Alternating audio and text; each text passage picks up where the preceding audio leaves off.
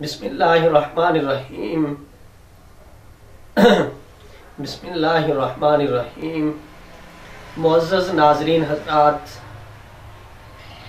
रोज़ा रसूल पे हाज़िरी देना हर मुसलमान मर्द औरत की दिली ख्वाहिश होती है, लेकिन बाज़ हज़रात माली हालात साजगार न होने के सबब इस सादत से महरूम रहते हैं।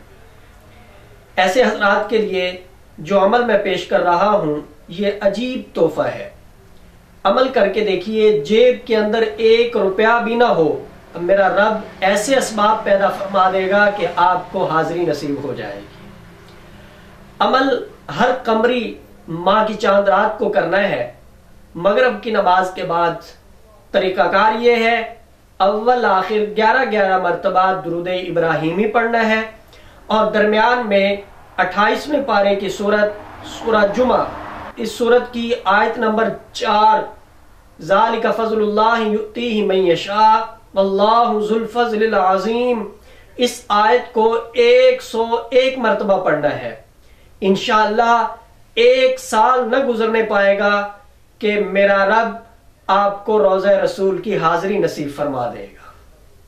और साथ में दुरूद पाक की कसरत करनी है। जितनी तड़प होगी, जितनी तलब होगी, जितनी हुजूर की मोहब्बत होगी, उतनी जल्दी मेरा रब आपको बुला लेगा।